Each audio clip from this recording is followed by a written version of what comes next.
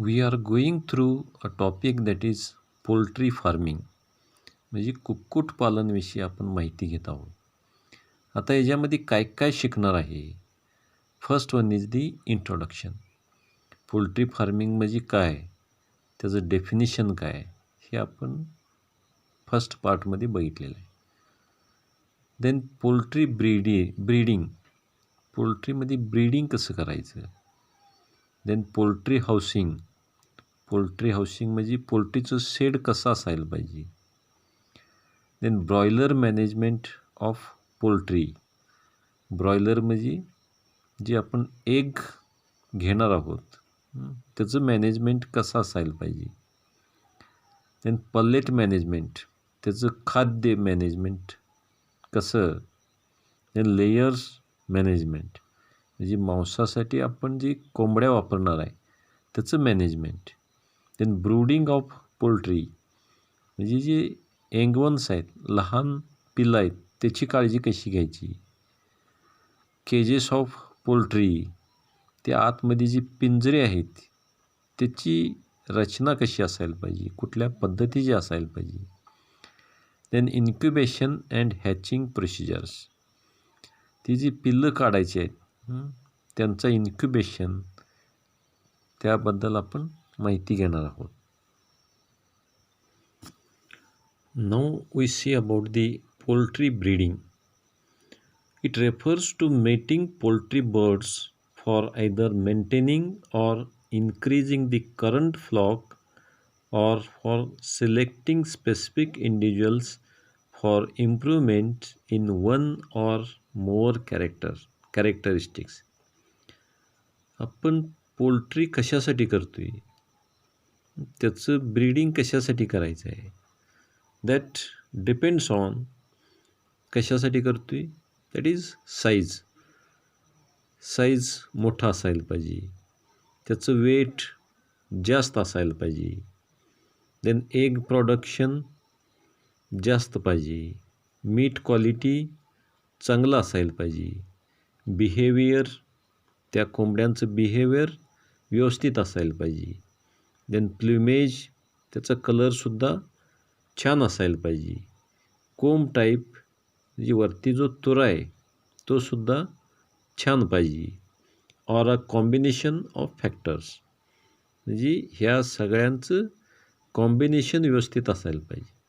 म्हणजे एकंदरीत जी पक्षी आहेत ती दिसायलासुद्धा छान असायला पाहिजे.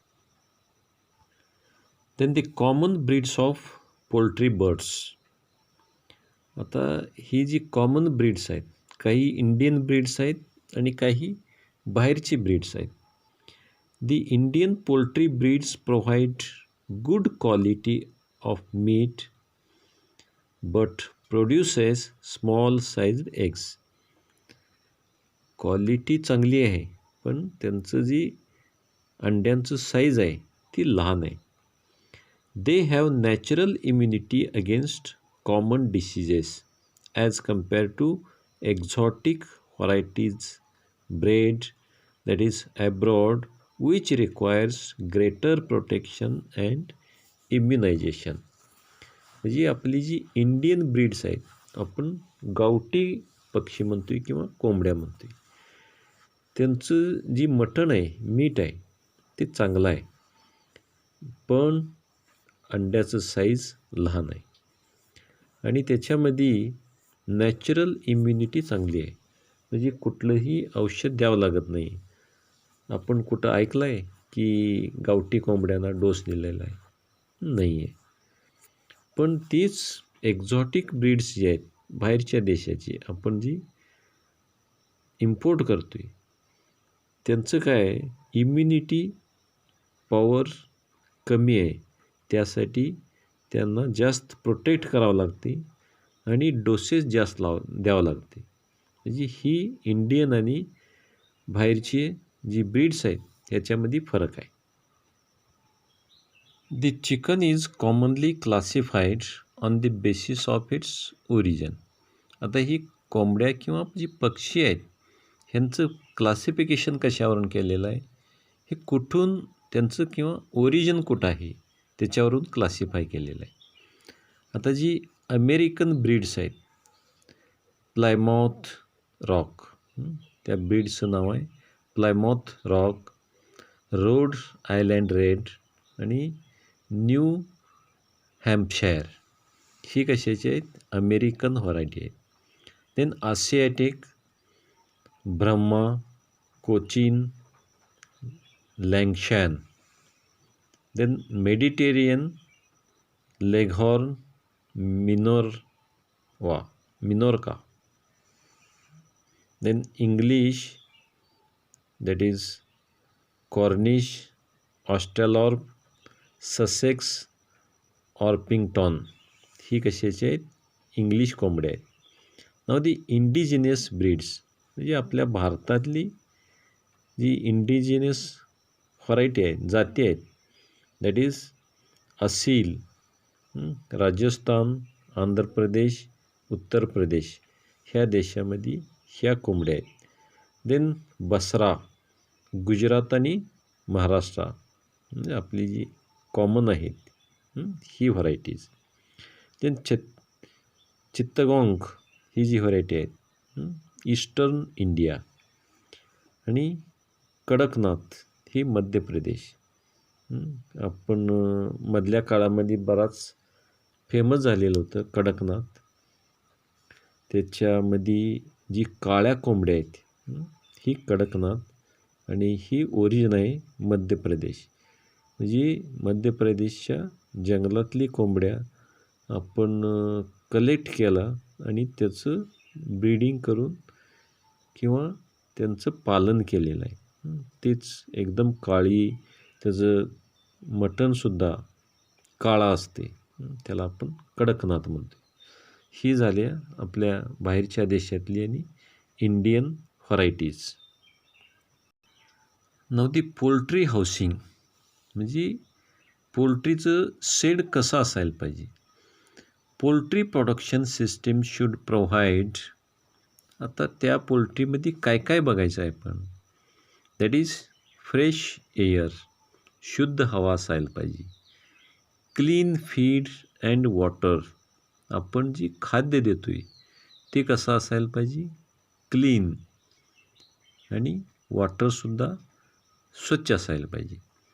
प्रोटेक्शन अगेन्स्ट प्रिडेटर म्हणजे कोंबड्यांची जी शत्रू आहेत, आता घुशी, उंदीर, साप, ह्या सगळ्यांच्यापासून त्यांना प्रोटेक्शन मिळायला पाहिजे. Shelter from cold, rain, wind, sun and excessive heat म्हणजे जास्त थंडीपासून संरक्षण पाहिजे. पाऊस आत लागता कामा नये. विंड, वारं, वादळ आत घुसू नये. सन, डायरेक्ट सनलाईट आत येऊ नये. एक्सेसिव्ह हीट म्हणजे उन्हाळ्यामध्ये त्यांना जास्त गरमी होऊ नये.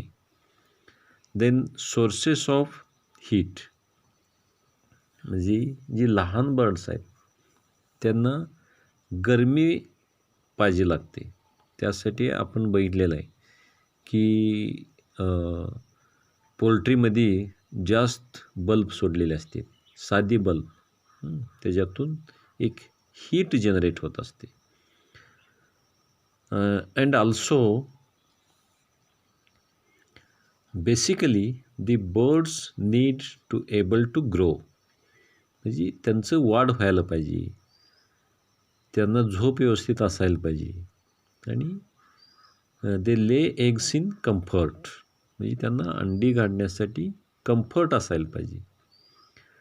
दी birds should also be free from stress and disease म्हणजे त्यांना कुठलाही स्ट्रेस नको आहे आणि डिसीजेस नको आहे. So the basic requirements of poultry housing are. आता ह्या पोल्ट्री हाऊसिंग किंवा शेड तयार करत असताना कुठल्या बेसिक गोष्टी आपण लक्षात ठेवायचं आहे. That is first one is the protection from weather म्हणजे बाहेरच्या क्लायमेटपासून संरक्षण असायला पाहिजे. प्रोटेक्शन फ्रॉम प्रिडेटर्स म्हणजे त्याची जी शत्रू आहेत त्यांच्यापासून संरक्षण पाहिजे.